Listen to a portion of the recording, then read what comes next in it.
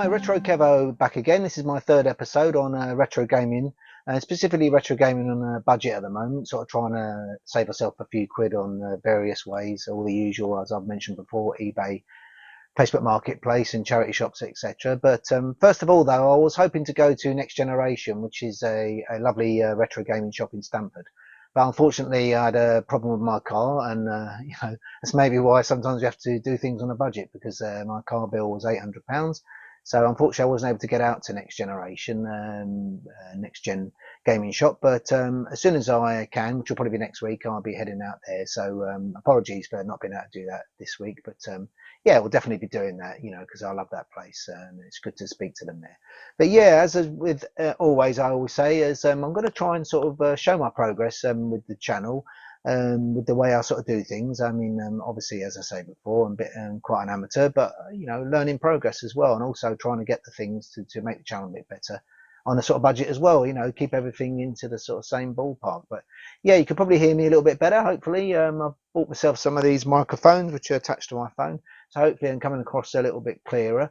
They're called they're just wireless microphones. Aquila. They're just sort of made by sort of a company I'd never heard of, but yeah, I'll put the link below. I think it's an Amazon link, but yeah, they were sort of under £30, and for hearing your voice a lot better, and especially if I go out and about into retro gaming shops, and I'll be talking to people, then we can both wear a mic, and hopefully things will seem quite clear. Yeah, also should have the camera the right way around. I know it's nothing amazing not having it the right way around, but better to see things the right way around. You can read the game over sign the way it should be read, but small steps, and we'll sort of get there as we go along. But yeah, as far as what we're going to talk about today, it's eBay again, Facebook Marketplace. So I had two nice finds actually on both of those. First one I'll talk about is on eBay. I've been after a game capture card, so in sort of videos to come in the future, I'll be able to show some of the games. Obviously, loads of people do this already, but to me, starting out, it was a new thing, so I did a bit of research how to sort of do the game capture, how to get the proper footage so you can upload it to a video channel. But anyway, after research, I sort of found, a lot of people sort of recommended an Elgato game capture card, so like this one, HD60.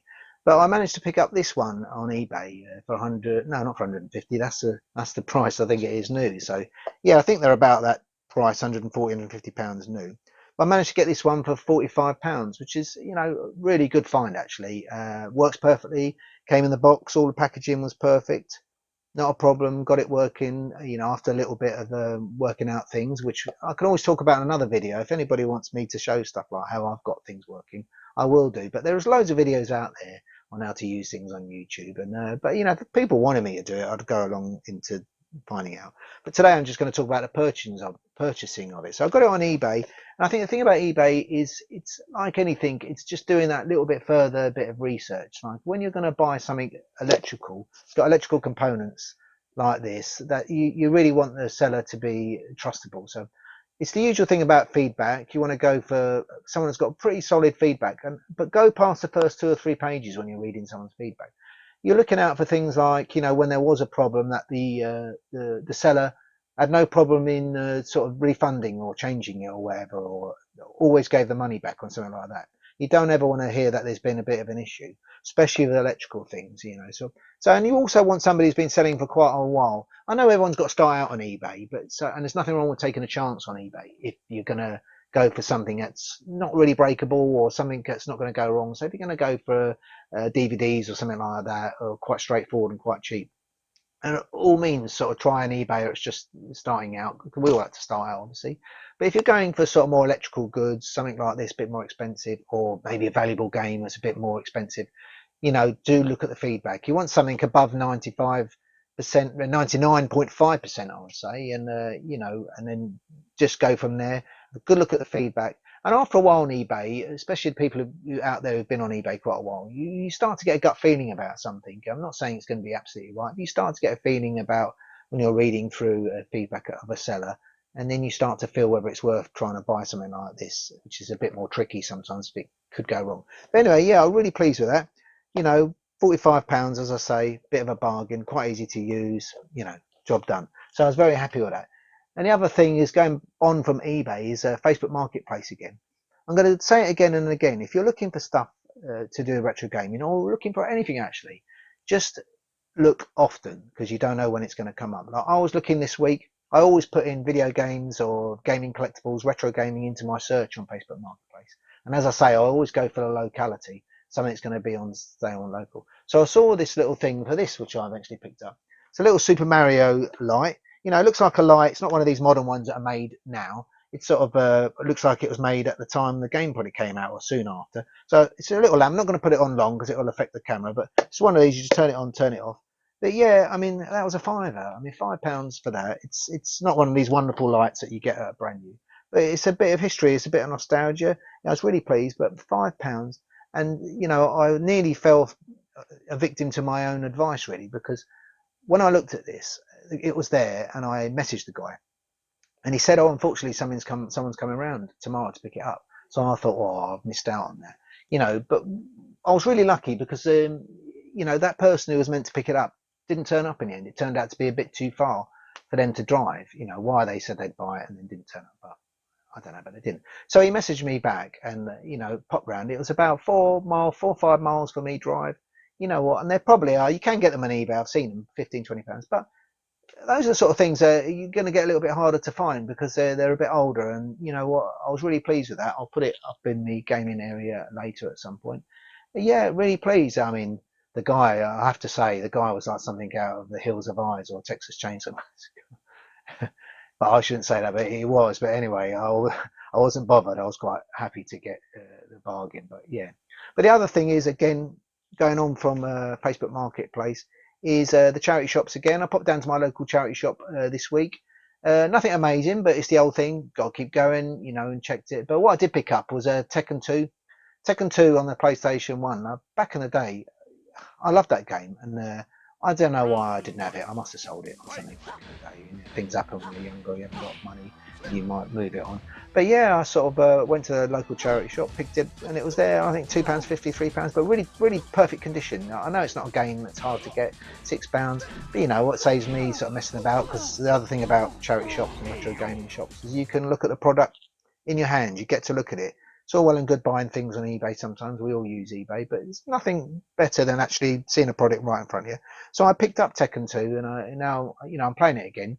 Great, you know I used to really love Tekken 2, and it's a really fantastic game. But that's that on the charity shops because, as I say, nothing great this week. But we'll keep looking, and as you should, always keep looking. If you go on holiday, you know, pop in and have a look when you're on the shops on holiday, charity shops, because you'll see different things. The other thing, as came to me the other day, is what is when it comes to Christmas and birthdays. If you really are into retro gaming, you know, send your family links. Like my wife, she knows I'm really into retro gaming, and she knows the family when they want to buy me a few little gifts at Christmas. I sort of send my wife the links on eBay, and I also put roughly what they should spend.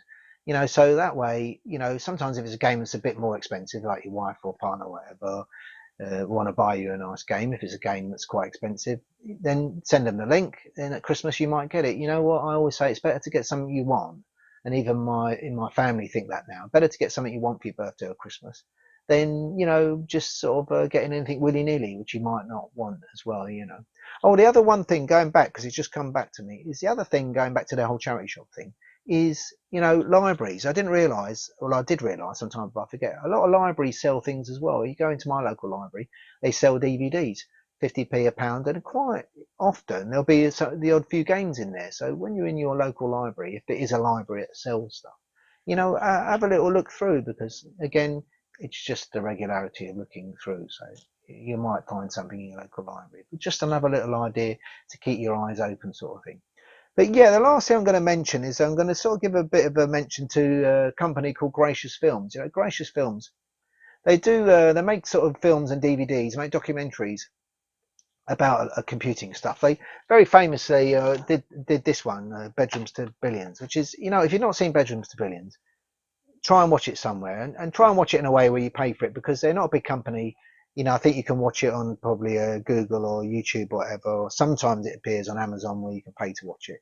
But these guys are brilliant, and the reason I mention them is they're doing a film on the ZX Spectrum called The Rubber Keyed Wonder. You know, I backed it. It was on Kickstarter.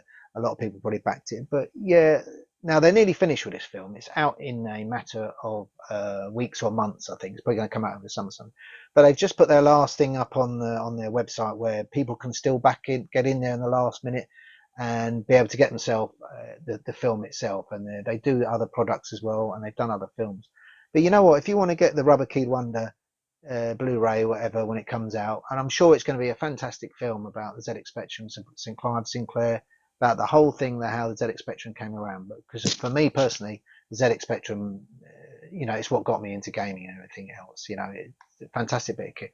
But yeah, I'm going to put the link below to Gracious Films, the people who made this and who are going to make who have made the Rubber Key Wonder, and they're going to bring it out soon. So yeah, they're well worth a look. They are brilliant company, brilliant guys. As I say, I'll put the link below. But yeah, so that's about it for episode 3. I think I'm really hoping to get out to Next Generation. It's Next Gen. I keep calling it Next Generation, but it's Next Gen Retro Gaming Shop in Stamford. Brilliant shop. I'm going to get out there next week, or hopefully in the next couple of weeks. We'll speak to them there, and I'm going to get the video out for certain about that shop because it's a great shop, and I say we should really support some of these retro gaming shops because a lot of them do a really great job, and it's difficult times at the moment, and so I really like the fact that they're out there selling stuff to us. But anyway, I hope you're all well. Some of you may have seen some of my video shorts. I'm sort of doing some sort of fun shorts because they're a bit of fun to a retro game. You might have seen the one about the ZX Spectrum game crashing. We all had to live through those times that the games are crashing. Younger people sometimes don't realise how sort of quickly things are loaded nowadays. But yeah, I'm going to keep the shorts coming, and hopefully people enjoy them, and hopefully we'll pick up a few subscribers on the way. And if you like this video, yeah, like and subscribe. I'm going to do my best to get a few more bits out there. Any more information I get about saving money, and I'm sure we'll get into deeper things about ways we can do it. But anyway, I hope you're all well. Take care of yourselves, and I'll see you soon. Take care.